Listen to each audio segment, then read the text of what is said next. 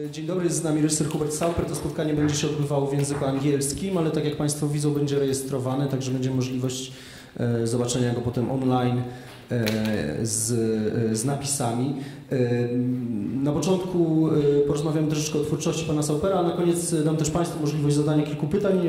Gdyby ktoś z Państwa wolał zadać pytanie w języku polskim, nie ma problemu, będzie taka możliwość. Ktoś tam mija, ale nie wiem, czy to jest Artur Liebhardt, bo nie poznaję w maserce. Tak, jest z nami też dyrektor festiwalu Artur Liebhardt, także jak komuś z Państwa się nie podobało, to pretensje do niego i do reżysera oczywiście też. Okay, so Artur Liebhardt is here with us, the gentleman in a mask, which is easy to... a good description now, since everybody wears one. This is going to be a little bit different than the usual Q&A. You can see on the festival it's going to be a masterclass. So we're going to be discussing not only the film that you just saw, but also your entire cinematography, your method as a documentary filmmaker. Of course, during the festival you can also see some other films that Hubert Sauper directed. Darwin's Nightmare, and We Come as Friends. Kissenjani Diary, 1998. Darwin's Nightmare, 2004. We Come as Friends, 2014. Epicentrum, 2020. So it takes you quite a long time to make a film. And my first question, it may be a trivial question, but is how long do you work on a film? And the second following question would be, and if it takes so long, how do you pick the topic? It's a funny question because, thank you, I'm happy to be here. When somebody writes a book and says, I'm working for 6 years on a book, people say, oh, okay, it's fine. And when you say, I work for 6 years on a movie, it's like, 6 years for one movie? Why? And, I think the misconception is that people confuse movies with TV reports, maybe, or something. It's this kind of movie is a really long piece of life, and it emerges from a piece of life, you know. I can start talking about this one. It was the last 4 years. I spent 3 years in Havana. I started to find a place on the roof of Old Havana, which you saw in the movie with the hammock. This is my home. I built a place, I found wood, I made a house and a studio to edit. And I start to be a part of the world which I'm describing then. Of course, I'm not somebody from Havana, and also when I go to Sudan, I'm not a Sudanese, very clearly, but when I went to the Sudan, I was spending a lot of time to build a small plane, and I made it with my hands. And the process of making it was necessary to approach the process of thinking for the film. So what it really is describing a world through immersion and through real experience. It's not like observing, Havana, but being inside of it and experiencing it and having, a piece of life there.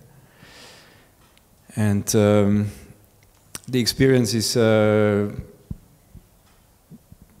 what I do as a filmmaker is just translate it for you, and then you have this 2 hours of experience. And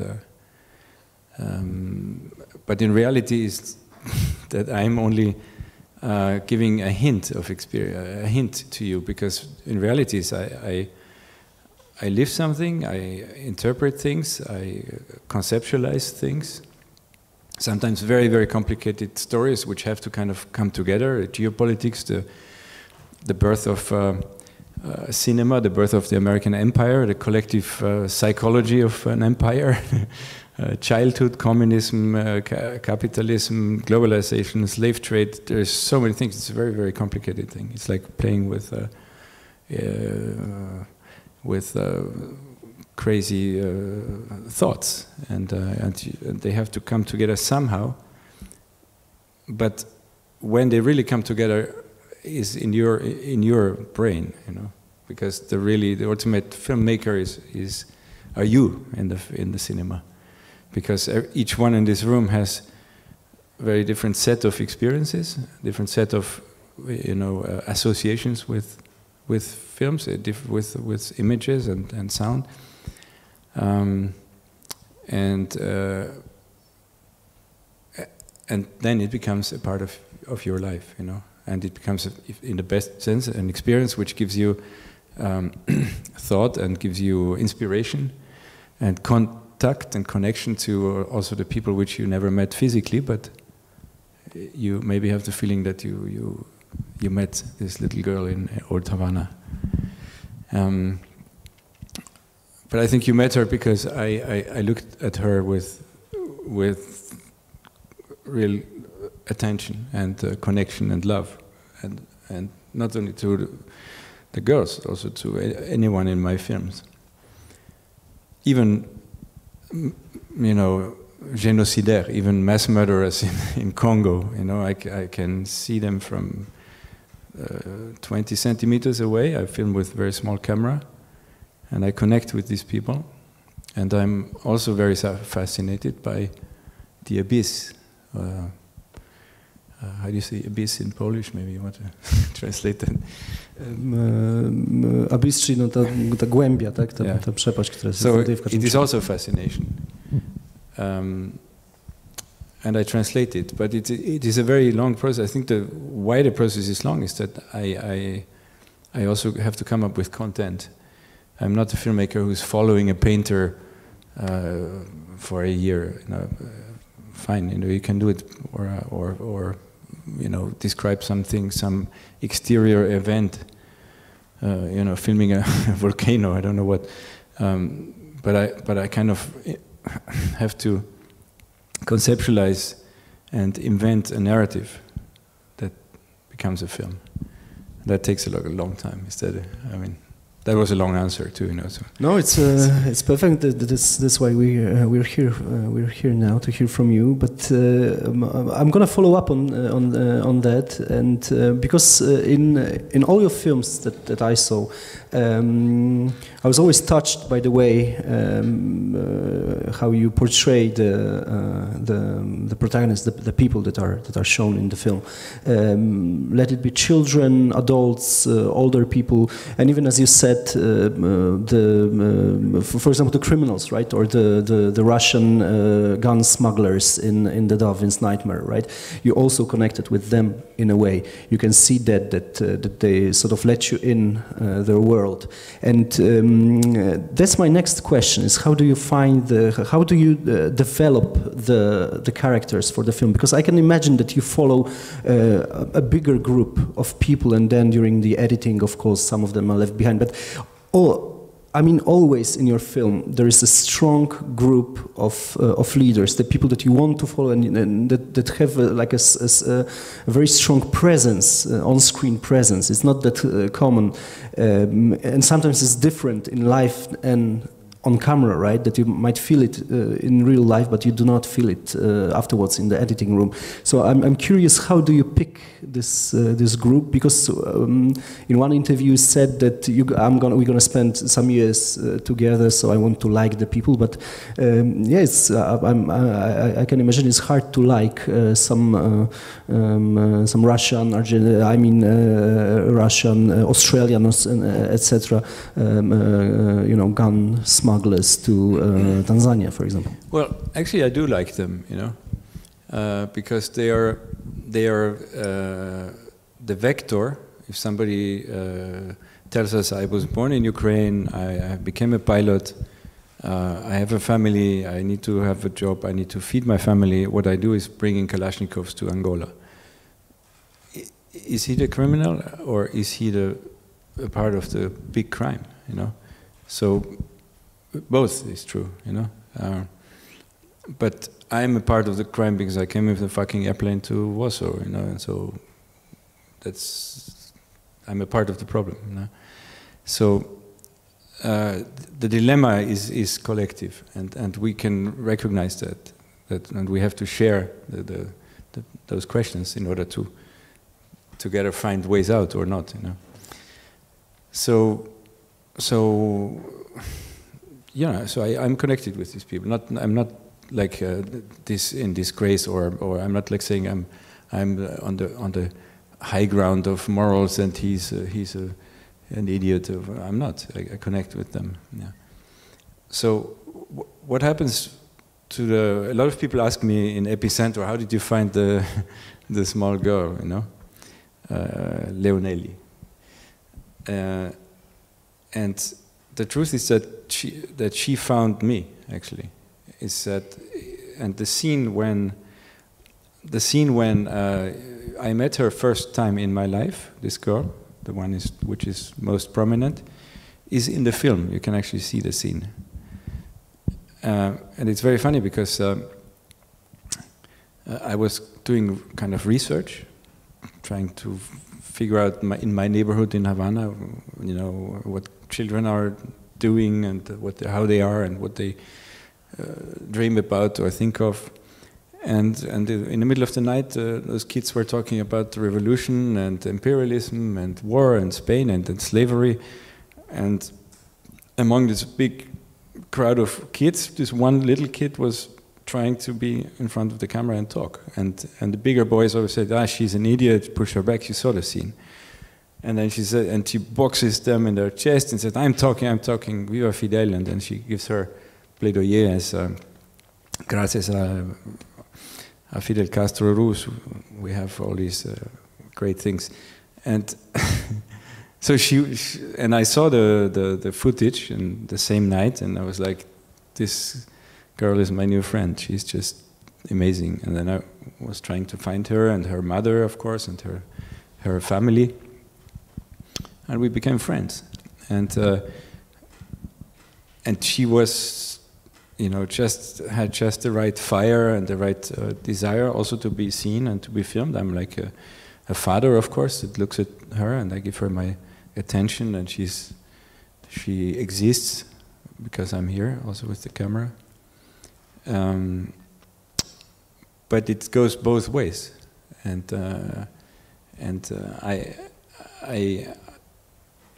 then she introduced me to this other girl, actually. She said, I have a friend who is also intelligent. You can meet her. And then I have the two girls, and then one of the two starts to tell me about the Platt Amendment and geopolitics and Guantanamo, and I was just with an open mouth recording this moment, and I was like, this is a magical moment. This is just incredible how she talks, and incredible how she's explaining to me, because of course I'm a foreigner and she presumes I don't know, and she's actually right, because I went to Wikipedia the same day and trying to find the Platt Amendment to understand what she was talking about, and that was really a lucky strike, and I think. Of course, it's not coincidentally. I meet my characters. It's a long journey, a long detour, and sometimes I think it just comes out of this energy that you create when energy or a cloud of thinking and thoughts and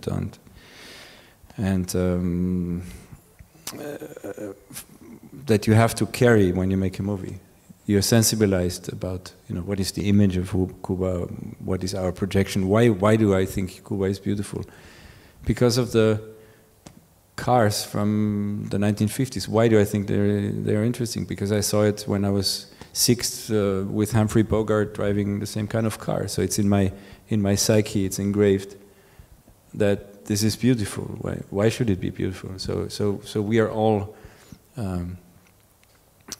the outcome of a narrative, and we in the West, of course, we are very fast to say, Cuban propaganda, it's this bullshit, it's propaganda, you know. But we don't even understand that we are the product of Coca-Cola propaganda and Hollywood propaganda and our narrative, and also these children. So they are in the crossfire. And that's why they want to go to a pool, because the pool is great. Because George Clooney also has a pool, you know.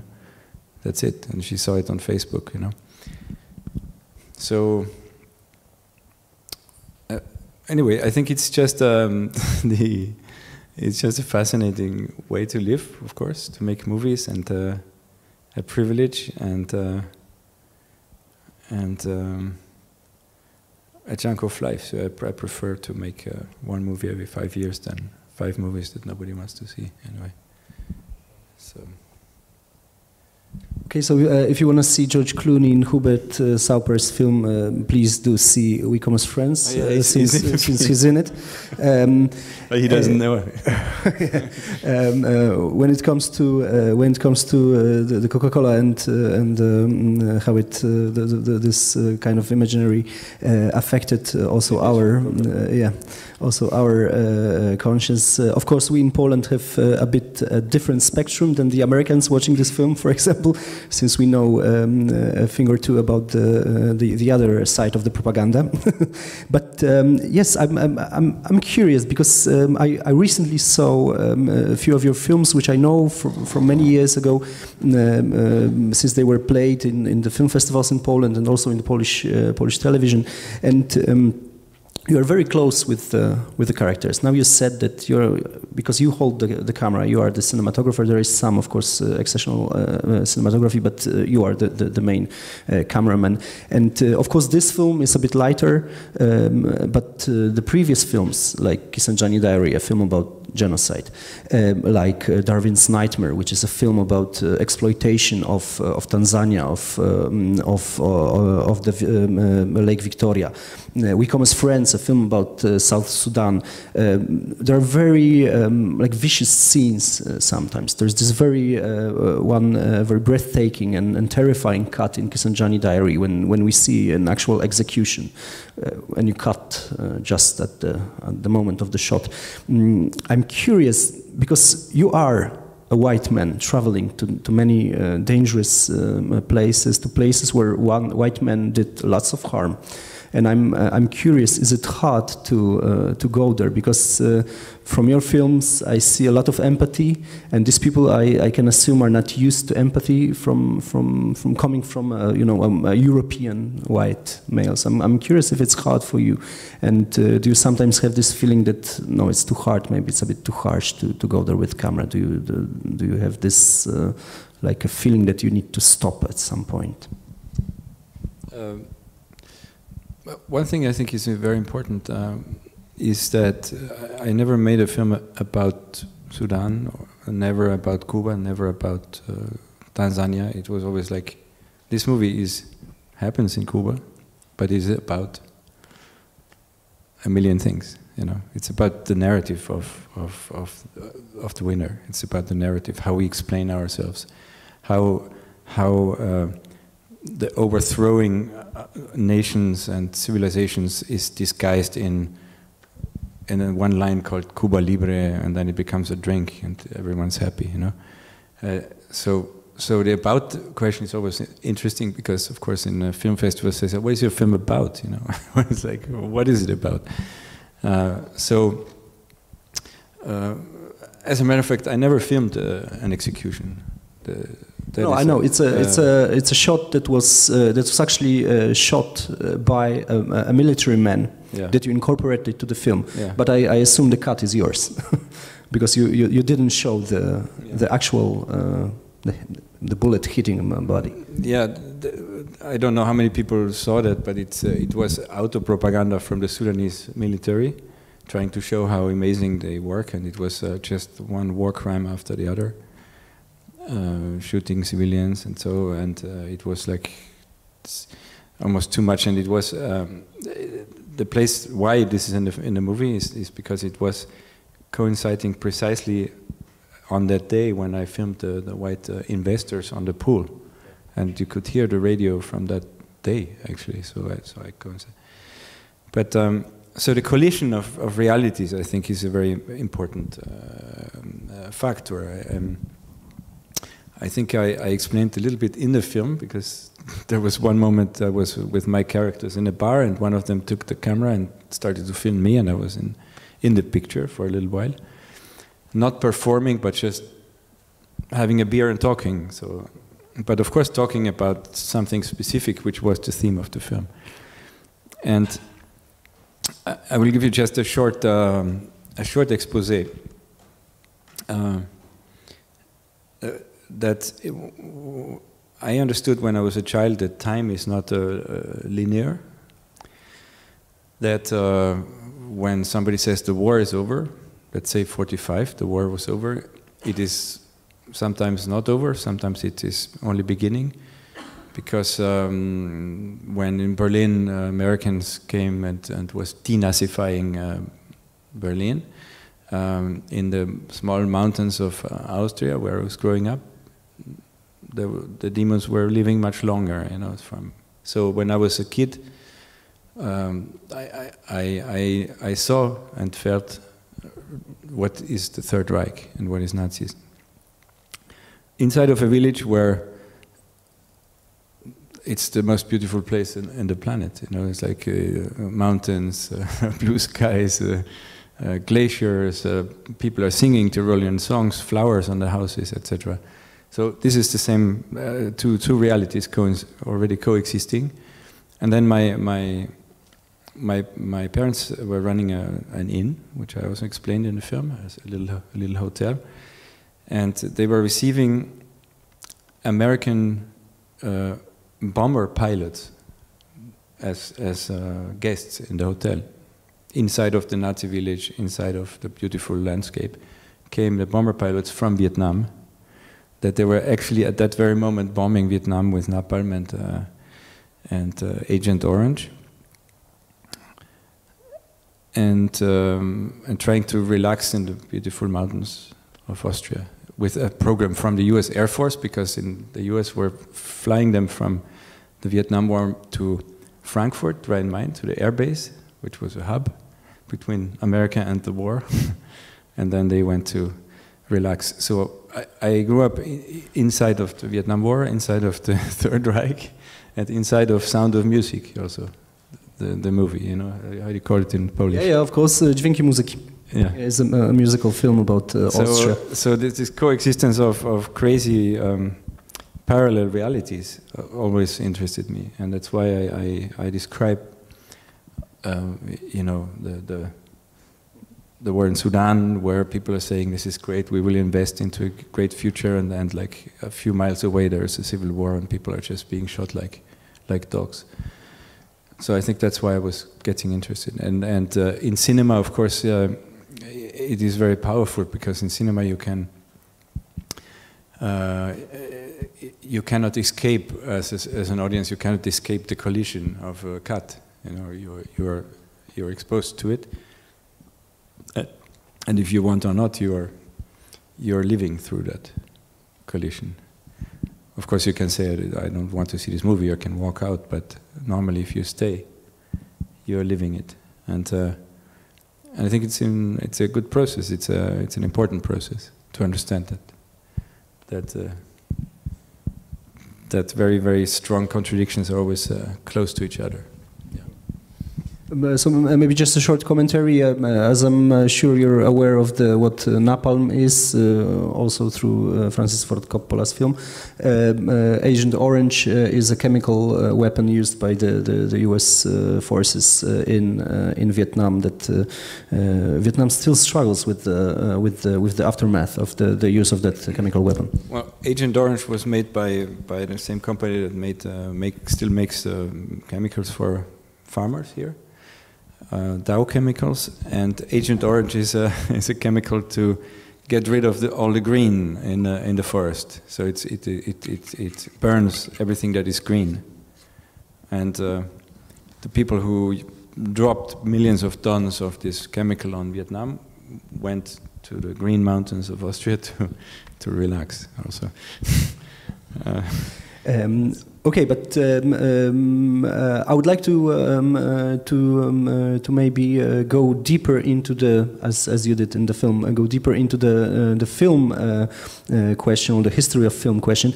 But beforehand, I would like to ask you about editing, because I can imagine that after this months and years of research, of pre-shooting probably, of shooting afterwards, I can imagine you have lots of material.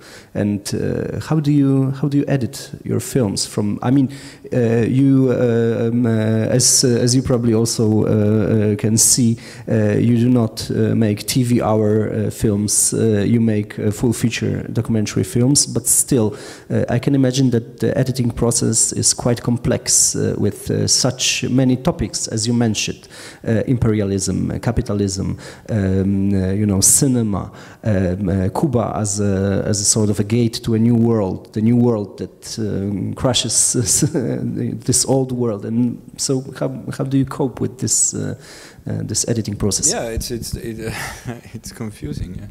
It's a very long process, and let's say technically I edit very fast as soon as I shoot a scene. I try to kind of condense it and edit it in a way that I can share it with someone. Let's say the scene with Una Chaplin beating the child. The scene is I shot it, and like the night after I spent the whole night to kind of put it together, and then I showed it to a few people, and they were having the reaction that maybe you had. They were like, "Shit, what happened?" And then they understood it's a game, you know. And that, of course, is a part of the story of the film, etc. But the real complication of editing is the bigger picture, of course. It's like to get like to guide you through 2 hours of thinking and hopefully not lose you, because as an audience you can also, I mean, some people see these kind of movies and they say like, it's always night, some children are saying something about imperialism, they're not specialists, I don't understand what the moon has to do with Cuba, why is the moon there, the moon is also in America. So some people just do not get the connections, and that's fine, you know. There is I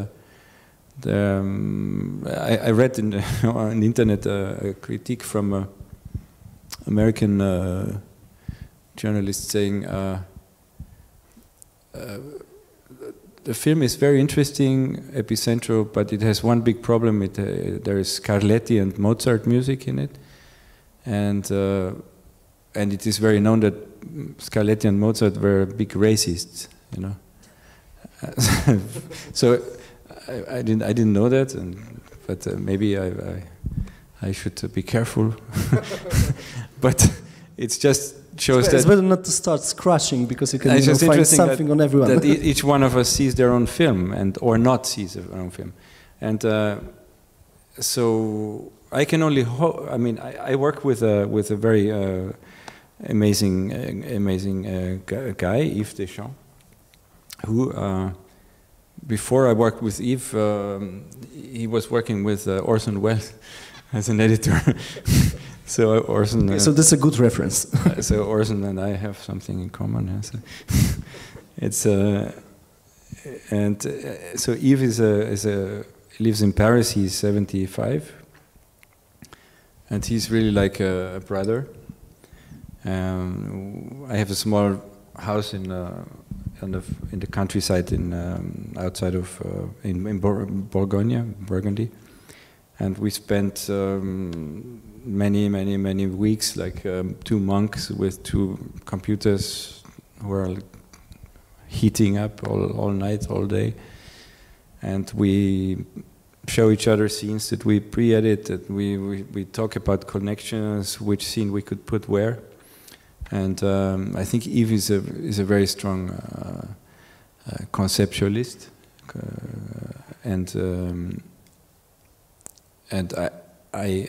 I'm really owe him. You know, he's just an amazing guy. Yeah. For example, he's like one of the first sessions of work. I show him footage and I show him pre-edited scenes. And I had one of the characters was the guy in the beginning of the film on the map of the world, who was walking a bit strange. He was going to be a character in the film, and Eve just said, "Forget this guy. He has one brilliant moment when he walks on this thing. Let's throw it in the beginning of the film, and that's it. You know, and maybe let him come back once at the end." And that was it. It was just like this one idea, and I was like, "Yes, that's it." Yeah. So I'm lucky for that. I'm lucky, and we have a lot of fun, you know. Editing, it's really a lot of fun because it's there are many scenes which are actually very, very funny, which are not in the movie because they didn't find their place. There's a lot of debate with children, for example, about what is fake and what is not fake in cinema. And one kid said about Chaplin movies, he said, it's all fake. And I said, why? Because it's black and white, and the real world is in color, you know. So there's a lot of good stuff, and we had big laughs, and we have, you know, with the guy who says we have to make the moon great again. It's just fantastic. We have fantastic stuff. And it just slowly finds, each scene finds its way. And then maybe I have to come back once again to your first question. The last 4 years I didn't make one film. I made like 10 films in editing, and one made it, and one is kind of the winner that is now on the screen. And 9 other versions are unseen, you know. So that's another problem. So maybe like bonus materials on the Blu-ray and DVD edition. Yeah, maybe extras. No, but in the end, it doesn't matter. What matters is that one film is done, and it's done the way really I want, and it's full like an egg, and that it is for me exactly what I wanted to provide, and of course for you it is your film. You know, it's like this. By the way, it's my friend Yves. He told me about the writing. He writes also script, and he says a film is written 4 times. It's written on paper. Then it is written with a camera. It is filmed. Then it is written in editing, and the last word is written in the head of the audience. So that is de facto when the film is a film at the end. And before it's nothing. It's just a beam of light and nothing. You know, it doesn't exist. That's why it's so magical when you go to a world premiere. You know, when you like the world premiere in Sundance is like there's this stupid hard drive with this information of years of work, and it is unseen. And suddenly, a few hundred people have this journey and this experience together, which is also very important. This is the definition of cinema: is the experience that is collective. That you can hear and feel your neighbor breathing or laughing. Through a mask, of course. Yeah. What? Breathing through a mask, of course. Through a mask, yeah. Don't breathe. But that's crazy. I mean, that's crazy that this form is now in question. Actually, it's like this is the 1898. It started. It changed the world, and now we don't even know if it's going to maybe. It's one of the last shows. Let's hope not. Yeah, maybe hope not. But one thing I'm always so interested about is that I think now the film is over. Huh? I put the wrong alarm. What is, for example, what is real and what is not, you know, and I mean, history is what is history? What happened, or how it is remembered, or how it is written? And for example, the explosion of this boat in 1898, American ship, it blew up in the middle of the night. The witnesses who saw that, most of them died, like 260 sailors. the captains, the commanders of this USS Maine, they were in the restaurants and theaters and the whorehouses of Havana, actually. So that, of course, indicates somehow for the Cubans the auto-sabotage of American, which I don't know. I mean, I'm not trying to say I know what happened to the fucking boat 100 years ago. I don't know, but that is the Cuban version, and I thought it was interesting. And the detail is that actually, yeah. So, but this was a fact. This was a happening, but that was not the real thing. The real thing is how millions of Americans saw the Maine exploding on the screen, and the explosion on the screen became reality in a millions of Americans. And it was made in a bathtub. It was made in with a little ship out of wood with smoke from cigar. So that became the real thing. That became the reality that then made people understand that we have to go to war against Spain, because look what the Spanish are doing. They're blowing up our ship. And that triggered the first interventionist war of this new empire, America, that brought the first flag overseas to Guantanamo, and that's why you have in Poland U.S. Air Force. I'm sorry to tell you that, but this is the direct causality, you know, and that's also why, I mean, in this context, I understand. I mean, I don't know much about Poland, but most Polish are happy because they're afraid of Putin. Understandable, but I also have to remind you that this place also is a friction line, like Havana, like Taipei, like Hong Kong, like Sarajevo. It's a friction line, and you know it from centuries of empires and crazy people with their crazy utopia, which is, you know, I mean, Stalin was also a utopian, and Hitler was also a utopian, by the way. They also had their own utopia, yeah. But so that is for me the most interesting part, because it's like what happened really, and what became history. What is reality?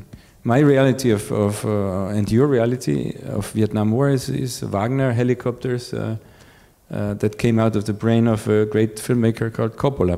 But that's of course not Vietnam War. It's just a representation that for you and me now is the reality of in our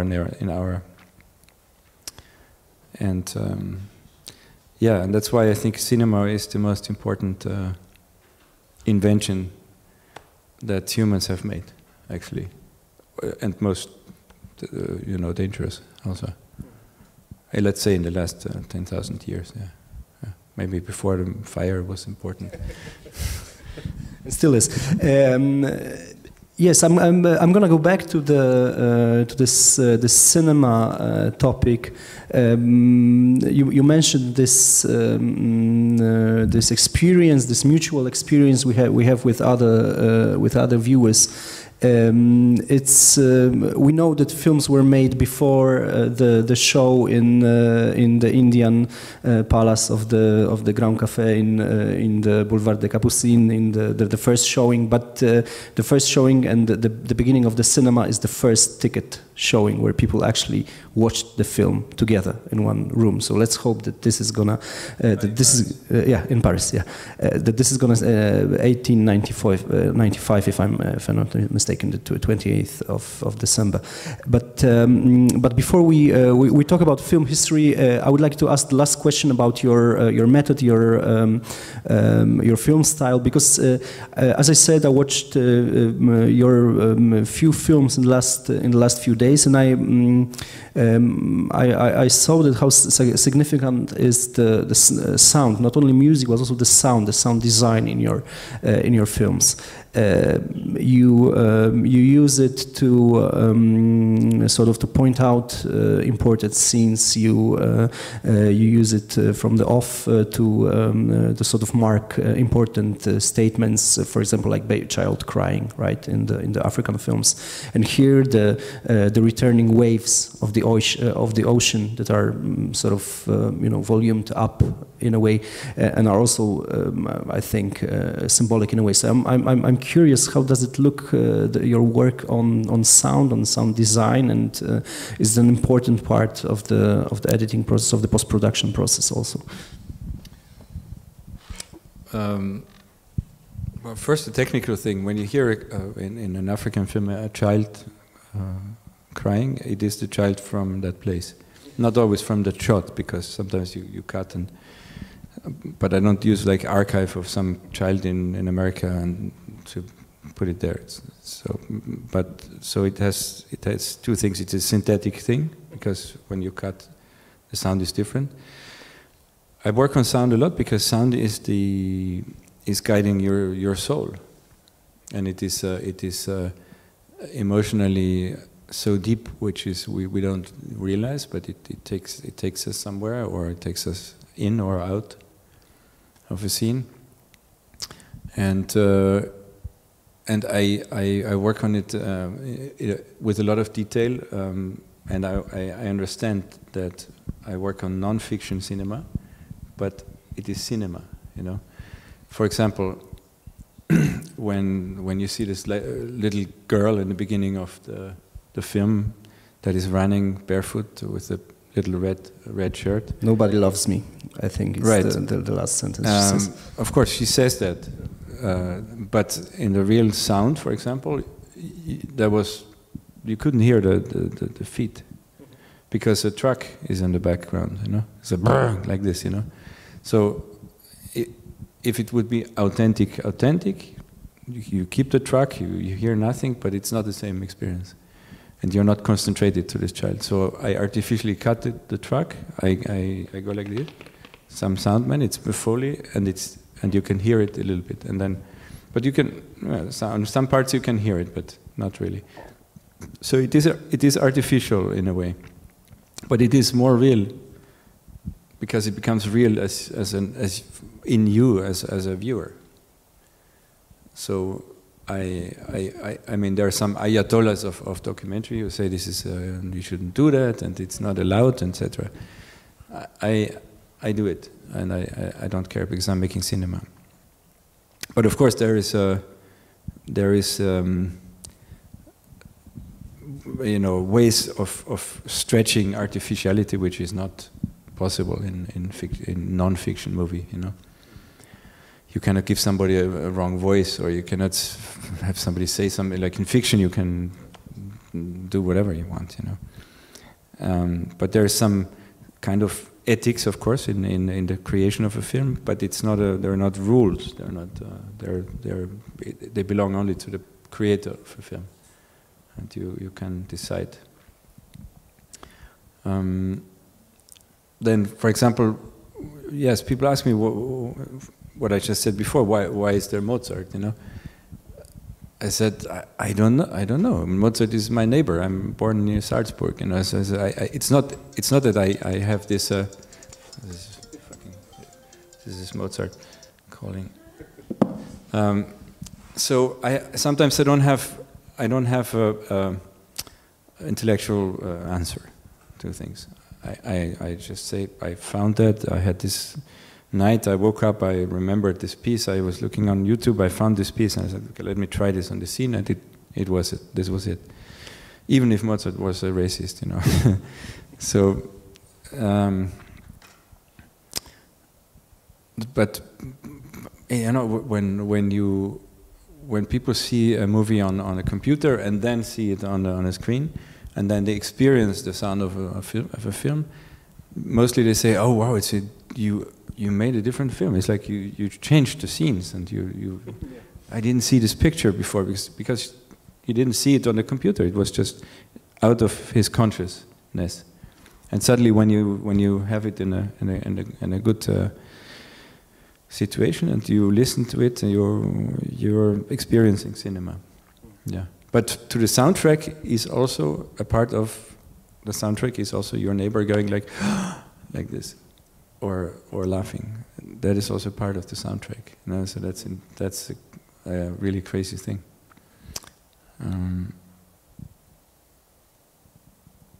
What else? Okay, so since this discussion, this masterclass will also be shown online, and the Millennium Docs Against Gravity Film Festival has prepared an online edition. So we encourage you to also watch the films online, but remember that it's always nice to watch them in cinema, or use your headphones. Okay, so I'm gonna give the floor to the audience soon, but before I do, I have my final opening question about this film, about Epicentrum, because as I told you before the meeting, I'm a film historian. So I see all these images. I see the train entering the station. I see the Trip to the Moon by Georges Méliès. The 1902, the first science fiction film, one of the first fiction films. I see the Chaplin films, and I see Una Chaplin. The actual granddaughter is because at first I was seeing it. I was like, she says, "Yeah, it's my granddaughter." I was yeah. Is that her granddad? But then I checked. Okay, so this is an actual granddaughter of Charles Chaplin, and I see this film as also as a kind of a tribute towards cinema, with all its aspects, that it can be used as a propaganda. We know that soon in the US it was used by David Wark Griffith to glorify the KKK, the Ku Klux Klan, and so on, and all the propaganda films made in Soviet Russia, which were the artistic masterpieces, and so on. But it's a great tribute, and I was sort of astonished by the way how you use these topics that are here. You mentioned the moon, right? We have the trip to the moon. We have them discussing the moon. The moon is also a planet that is colonized by the US. They also stuck their flag on the moon. Or maybe not, I don't know. Maybe Kubrick did it, but you never know. But then you have the character walking on the Earth. You have the shot from the space of the U.S. You also have the Charles Chaplin playing with the globe. So I'm curious, how did you pick the films, or how do you thought about this concept of using cinematography in this film? Because I feel that a very strong sensual relation with cinema that you have, and it was a great pleasure for me as a film historian. Maybe even more pleasure than to watch the film Odyssey by Mark Cousins. Well, you mentioned the moon. Maybe half of the people here think the moon was never touched by man. Half of people think, but it really doesn't matter. What does matter is that there is an image of a flag from America on the moon, and this is the image that changed the world, and it changed the Cold War. So again, it's like, what is reality? What matters is the representation of it, and not the physical reality. I don't know. I think the Americans went to the moon, I think, actually. But I also think, that's my private opinion, that they injected some of the photos they made in the desert before, and that's why some photos look fake. I don't know. But it doesn't matter. So what matters is the photo. What matters is the representation. And what you said about Méliès, I think that's a very, very important, very, very strange idea, is that cinema, of course, represents reality somehow, or reflects reality. Even fiction reflects reality, like human beings doing something. But more than that, cinema is a prophecy. Cinema is a prophecy. Cinema is envisioning something that then materializes. So Apollo 11, 1969, was the direct copy of Méliès's Voyage to the Moon. Directly. When you look at the imagery and the stupid capsule flying to the moon, it was already Méliès doing it. It was landing on the moon. The gate opened, the guys step out, the Earth is rising, same thing. NASA photographed Earth rising. They go back to the capsule, come back with a parachute into the oceans, exactly the same thing. They are celebrated in a big parade, is actually the same thing. So everything was invented in 1902 in a prophecy called Voyage à la Lune.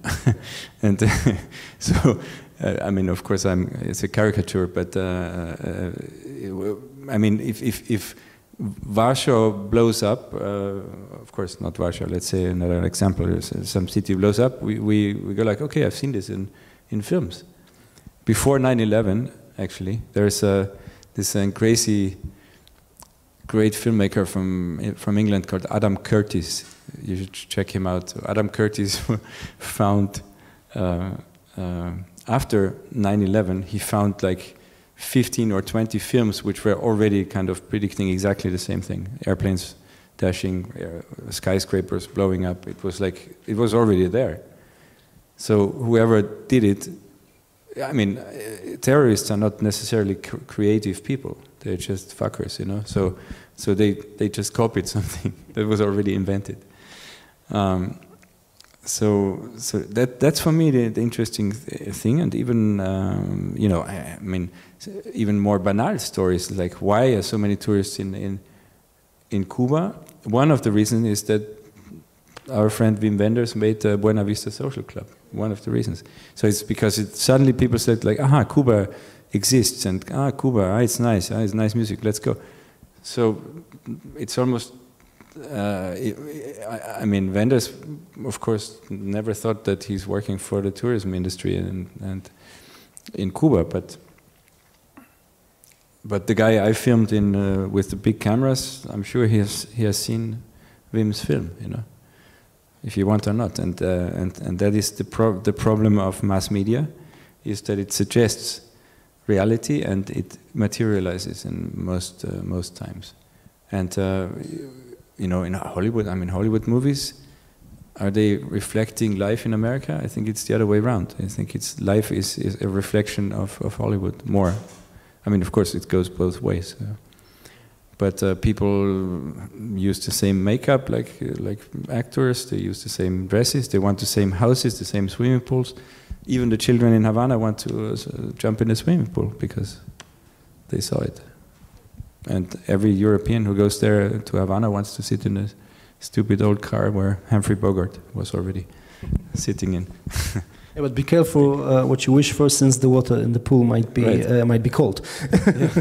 But okay, so please, if you have some questions, now is the time. But please raise your hand. I'm gonna pass the microphone because we also have to record your question for the sake of the online screening.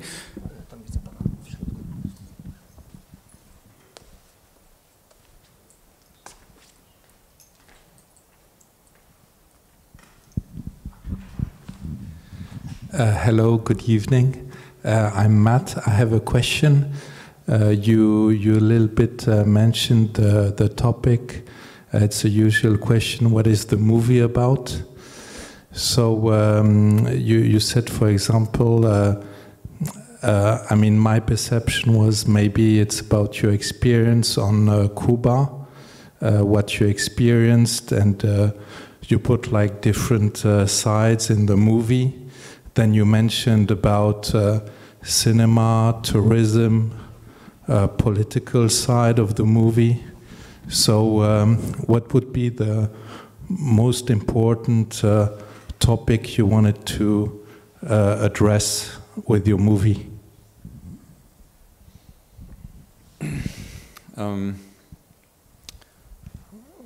That is a hard question. Maybe if I would bring it to one line, the whole film is like how did the auto narrative of the American Empire take fire and take over the world? How did one line or two lines, remember the main Cuba Libre, lead to the first intervention overseas, and this intervention overseas led to Vietnam, Iraq, Afghanistan, a century of wars, and wars that defined the world, and that created the hegemony of America, and that is the core. But how I want you to experience it is through, in this case, children or people who who are in let's say poor condition, but who are not ignorant, who are very educated and thoughtful and fantastic. So maybe that's the about line. It's like, what this is the movie about, maybe for me. But then, of course, it is about utopia. I mean, the first idea of the film was not Cuba, actually. It was, what is utopia? Why is utopia such a strong concept? And how come that two versions of utopia, namely the American dream and the Cuban Revolution, meet in one town? So because the American dream and the Cuban Revolution are sidelines of this concept that was written down in 1516 by Thomas More in a book called Utopia, among many others. I mean, Ceausescu's Utopia was Romania. Mao's Utopia was also known, and thanks to Stalin's Utopia, this festival has a great place to show their films. That's maybe the only good outcome of Stalin's Utopia. Yeah, but again, so now you're asking me for one line, and I'm already giving you 7 lines. I think the original idea was what is utopia, and circling around, and then kind of the ways almost automatically led me to this epicentrum, where the concept of utopia is very strong, where Fidel Castro and his friends used literally word by word the thoughts of Thomas More to throw out the American domination. Really, word by word, it's like utopia is an island. It is a place where peace and justice prevails. It's a place where there's no possession, which is, of course, the communist credo, and where everyone has enough, and where there's no emperor and no god. You can resume utopia in those lines, and all of these words were almost literally taken by Che Guevara and Fidel Castro, and it just took fire, like Cuba Libre took fire, like the freedom of America. We're gonna go to the new frontiers took fire, and that's really fascinating. Sometimes when you it's like we just said that cinema is prophecy, so is of course a word, you know. So it's like a thought of a guy called Thomas More in 1516, writing by hand, I guess, the conception of another world, by the way, which was coinciding with the actual discovery of the new world. Like that's maybe the reason why the thought was so important, or it still is, you know. But so we are literally inventing the future, and then we live it, you know, inventing, writing, or filming. Yeah. Wow. Now it's silence. Any questions? Please raise your hand.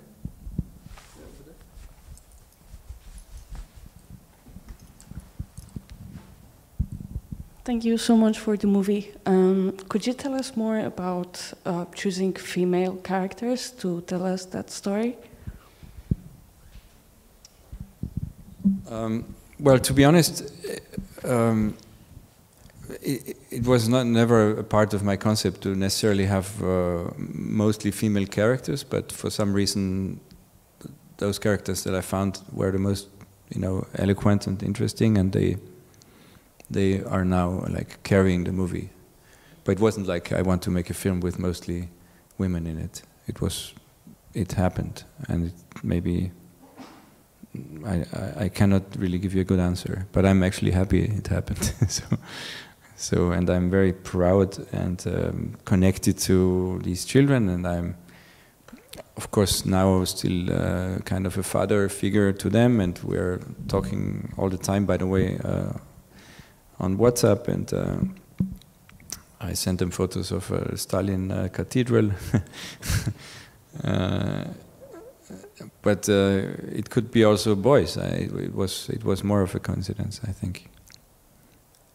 But it was a lucky strike, and I mean, for example, that Una Chaplin came to the film because I sent her some photos and videos from my young prophets friends from Cuba, and she was shooting in LA with the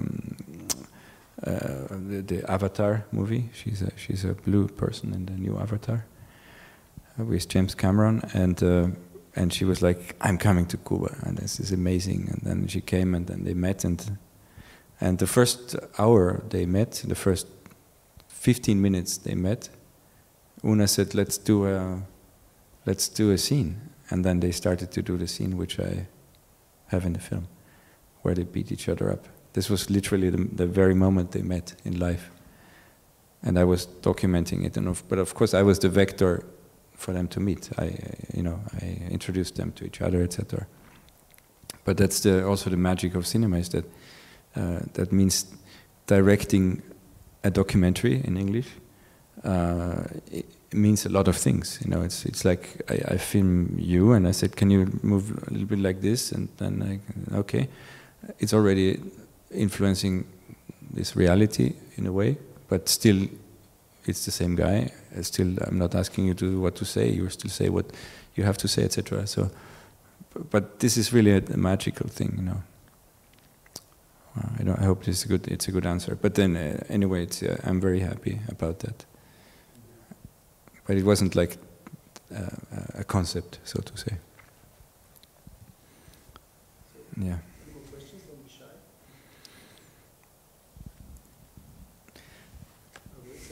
So, last chance to think about it, and I'm going to ask my you have last question. Here. COVID free. Yeah, let's not share the mic, because that's the way how we're gonna get infected, probably. Okay, so as I said, I was really astonished by the way how you use this film in a way like a film buff. I would just like to comment that Una Chaplin, you might know her from TV series like Taboo or The Game of Thrones. I think she was also in. So a big Hollywood start to be, I guess, but not her first time in Cuba, since she partially grew up there, I think with her mother, Geraldine Chaplin. But okay, so my final question is, because at the beginning of the film you are saying this, let's go deeper. Like a hypnotist, right? Like in Lars von Trier Europa, right? Where Max von Sydow reads this. Now you're entering Europa, and sort of I had this very strong feeling. So was this your idea to do this hypnosis session and to mix all this in this one melting pot? The cinema, the Cuba, the utopia. All the concepts of the Thomas Morus, but also of I assume Charles Fourier and utopian socialism and so on. Was this in a way the film can combine all these hard topics? You think it can be the melting pot for the idea? But that's a question I should ask you, because I made the film. So if you think it combines it, it's you can answer it. I didn't try to imitate Max von Sydow. But it's interesting that because you're such a film person that you find this parallel. It's interesting, but I think it's very, very important how a movie opens, because it's as important as you meet a new person in life. The first time you meet someone you have never seen in your life is, to me, the moment where almost everything decides within very short time. It's like it's a contract. It's like, how do I meet you? How is my relationship to you? How is my association to someone maybe who looks like you? My unconscious way, the way your voice sounds, the way you ask me something, or you say a joke, or I tell you a stupid joke, and you think, what kind of guy is this? And then our relationship is already a bit off course.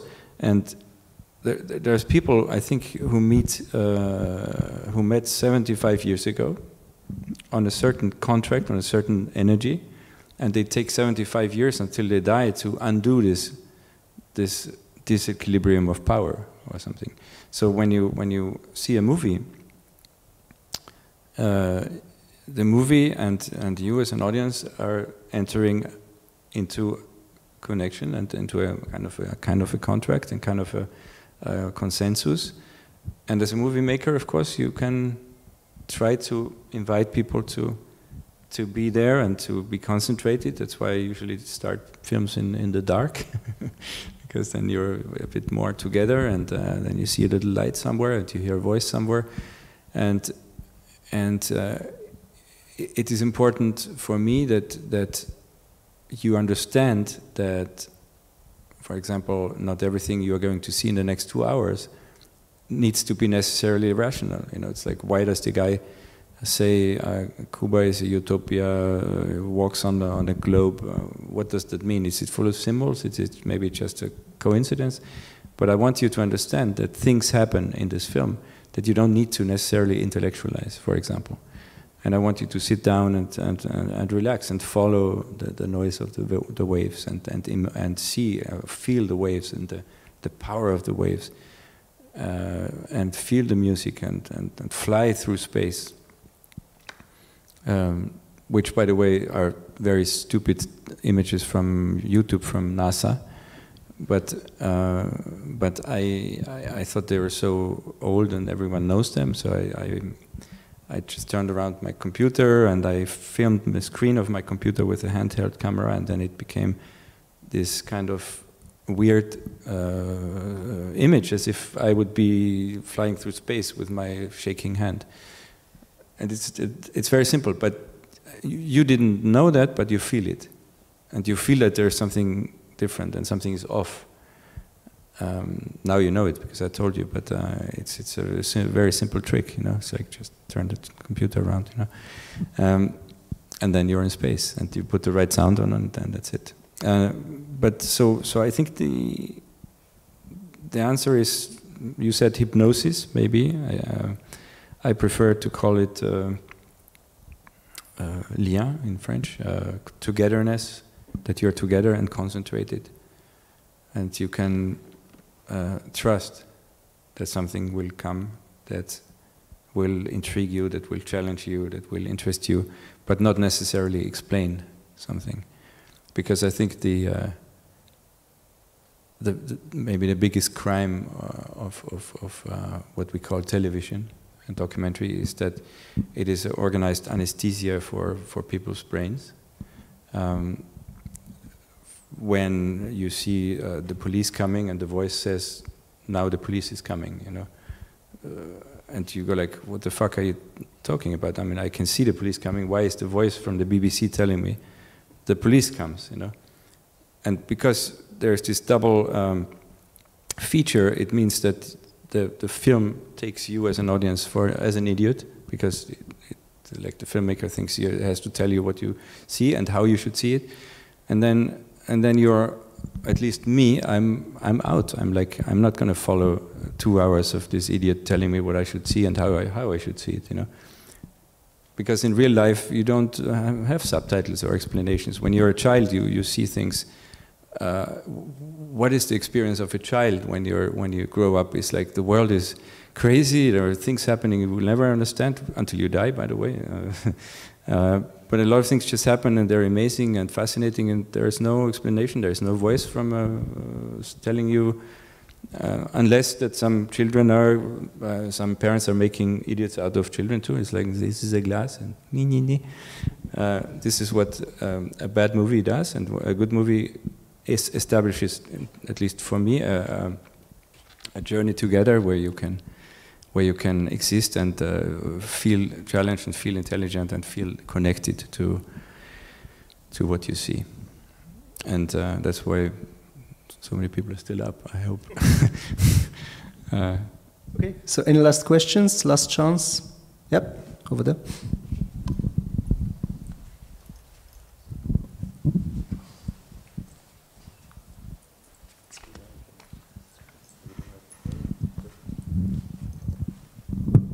Hello. I wanted to ask you about, do you find any interesting subjects for you in Poland? And the second question is, what's your next project, if it's not a secret?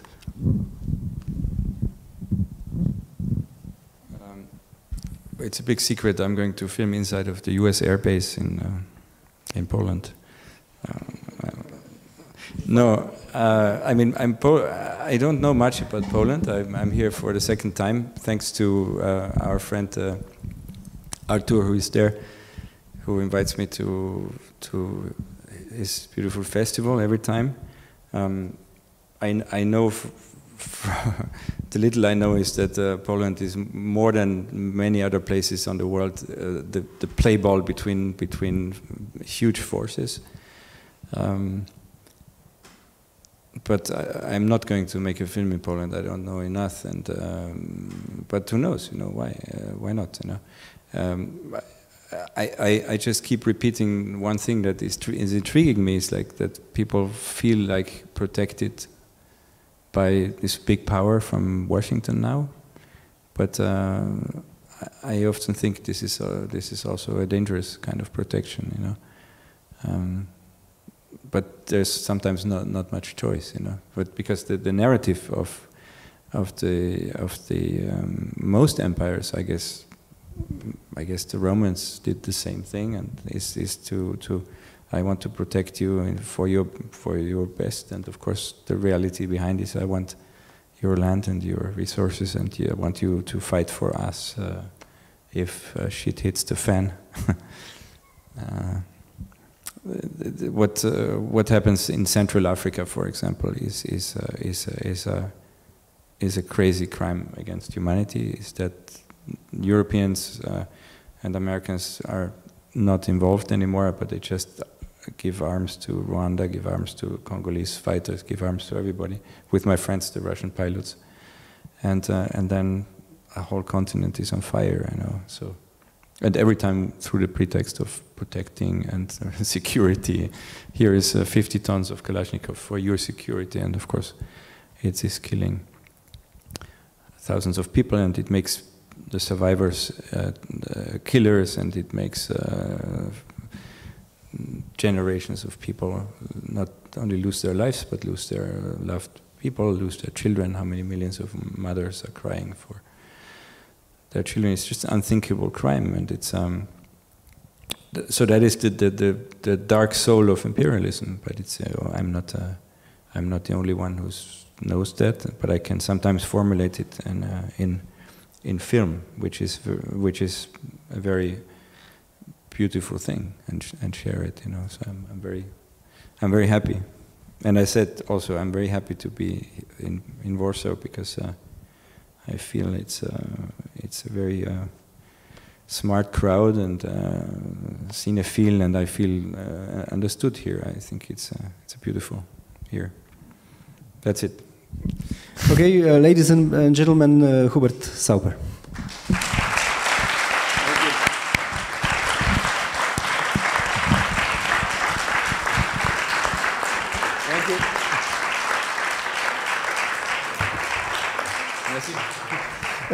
Zapraszam też Państwa do oglądania innych filmów pana Saupera na festiwalu. Tutaj nie będę zdradzał, czy online będzie też taka możliwość, ale to proszę nasłuchiwać, bo tutaj dyrektor Liebhardt na pewno coś dla Państwa przygotował. Miłej nocy.